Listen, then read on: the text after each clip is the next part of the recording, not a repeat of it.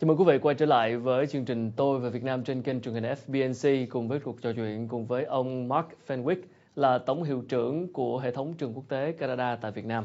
Hi Mark, welcome back. Thank you. A lot of parents in Vietnam have the same concern. When is the good time for the children to go overseas? Mm-hmm. Is that grade 12? Is that grade 10? Is that too young? Is it too old? What do you think?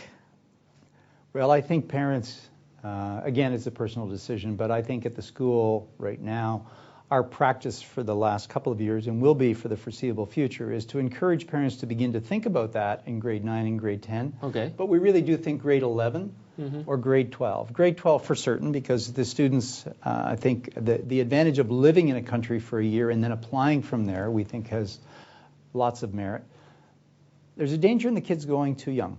Why? No question about that. Well, they may not be emotionally ready and mature for that kind of experience. And living away from home can be either a challenge or traumatic for students who haven't had enough independence while living at home. Sure. I think one of the things that the international schools are thinking about, and we're doing intentionally, is thinking about stages of preparation for kids in terms of their own independence and life skills, so that when it comes time in grade 11 or grade 12 to make that decision, there's been some intentional preparation for it. It doesn't just happen. Okay. So we can do that through overnight trips, through life skills, through workshops and seminars, by giving the kids a range of experiences that make them a bit more independent than they might normally be living at home with all of that comfort and all of that support. And we found that with kids go. Kids make their transitions at different points.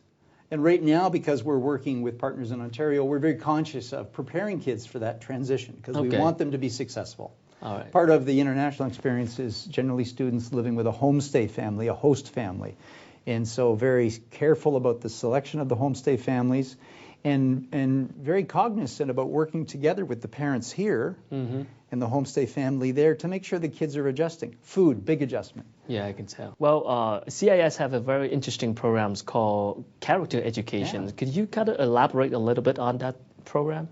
Well, I think in the last 10 years, school systems around the world have recognized that teaching the whole student and developing the whole personality of a student is really important. And so we all recognize that character traits or character attributes are really important.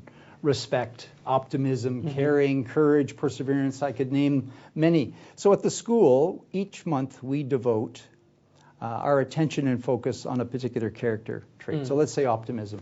All right. And what teachers will do is, in classroom lessons, in vocabulary studies, in stories they read, in conversations they have, in stories the kids share, they'll look for ways to come to understand what that looks like, depending on the age of the student.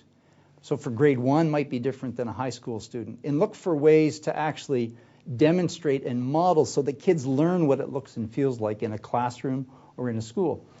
And at the end of each month, we have grade level assemblies where they're student run and student led, and there'll be drama, or there'll be music, or there'll be poetry, or there'll be storytelling. And so what we do throughout the year is emphasize how these character traits need to be integrated into a student's learning. We really expect the teaching community to model that. So in your opinions, I mean, what kind of roles that an international educational system is playing in terms of the big Vietnam's education system? So what kind of role the international educational system is playing right now? Well, I think at a couple of levels. I think at a family level, it's providing parents with choices and opportunities that possibly the public system can't provide right now because it's developing. I think secondly, the participation of educators from around the world provides good opportunities for conversation and dialogue with educators here in Vietnam. I was part of a panel last year. 3 of the 5 people on it were well-respected educators here in Vietnam. And we know that we have something to learn from one another. No particular educational system has all the answers. And we're all at different places in a continuum of learning from one another. So it really is a global conversation. So I see international education here in Vietnam as a catalyst, really, for the development of quality education, whether it's public or private, whether it's international or national. Because international schools now, there's a new version of international schools that are more inclusive of the national population. So it's no longer just for foreigners. I'm very proud that at CIS, 55% of our population is Vietnamese. The other 45 is foreign. And so That's the kind of inclusivity that I believe international schools operating in host countries should model. So what do you like most about a managing job in education? Oh, I think the thing that keeps me excited and enthusiastic every day is working with people in a couple of ways. Because at heart I'm a teacher, I enjoy working with teachers at all levels. My experience is largely in secondary and working with teachers who are teaching adolescents, but I think seeing a teacher develop and grow and become a more mature professional is very exciting to watch over a period of time. For me, in my role right now, it's mostly working with the leadership team at the school level. And my job really is to empower and enable and to see my colleagues become even better leaders than they are right now. I've had lots of experience doing that in Canada.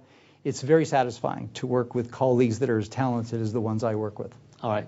Thank you so much for sharing and have a good time in Vietnam. My pleasure. Thank you. Thank you very much. Good to have you.